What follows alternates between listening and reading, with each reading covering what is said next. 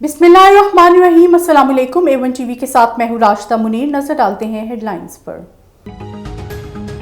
16 साल बाद मुल्तान में टेस्ट क्रिकेट की बहार। सीरीज के दूसरे टेस्ट में इंग्लैंड की पाकिस्तान के खिलाफ बैटिंग जारी।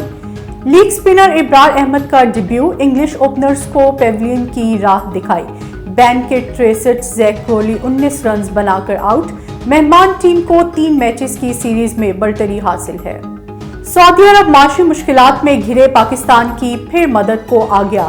सऊदी अरब का पाकिस्तान की मौशी इमदाद का ऐलान। सऊदी वजीर खजाना मोहम्मदुल जदान की रियाज में न्यूज कॉन्फ्रेंस। बोले, सऊदी अरब इन तमाम इत्तेहादी मुल्कों की मदद करेगा जो मौशी बहरान की जिद में हैं, महंगाई और इफराते ज़र का सामना कर रहे हैं। सऊदी अरब जितना मुमकिन हो सका पाकिस्तान की मदद जारी रखेगा। वजीर खारजा बिलावल भुट्टो का दौरा सिंगापुर। सदर हलीमा याकूब से मुलाकात। दो तरफा ताउन बढ़ाने और बाहमी दिलचस्पी के उमूर पर तबादला ख्याल। बिलावल भुट्टो ने सिंगापुर के हम मनसब से भी मुलाकात की। तर्जुमान दफ्तर खारजा के मुताबिक बिलावल भुट्टो ने आसियान के साथ ताउन तेज करने के अज़्म का इजहार किया।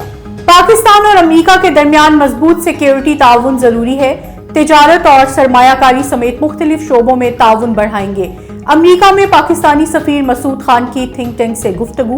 बोले, पाकिस्तान को अमेरिका और चीन में किसी एक पर इन्हिसार की बजाय पुल का किरदार अदा करना चाहिए। पाकिस्तान और भारत में बातचीत ना होना खतरनाक है। पाकिस्तान और भारत में जामे मुज़ाकरात की जरूरत है।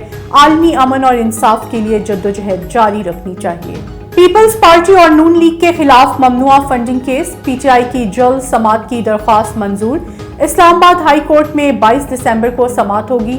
चीफ जस्टिस आमिर फारूक ने दौरान समाअत रिमार्क्स दिए कि छुट्टियों के बाद की तारीख रख लेते हैं।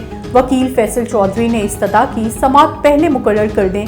चीफ जस्टिस बोले, अगले हफ्ते आपके बड़े बड़े मसले भी समाअत के लिए मुकर्रर है। ऐसा करते हैं, छुट्टियों से पहले समाअत के लिए मुकर्रर कर लेते हैं। इलेक्शन कमीशन के फैसले के बाद एहतजाज और कार सरकार में मुदाखलत का केस। इस्लामाबाद की इंसदाद दहशतगर्दी की अदालत इमरान खान की अबूरी जमानत में 19 दिसंबर तक तौसील कर दी। साबिक वजीर आजम इमरान खान के वकील बाबर अवान ने मीडिया से गुफ्तगू करते हुए कहा कि इमरान खान को नाअहल करना मौजूदा हुकूमत का मकसद है। A1 टीवी से फिलवक्त इतना ही। मजीद बाखबर रहने के लिए देखते रहिए A1 टीवी।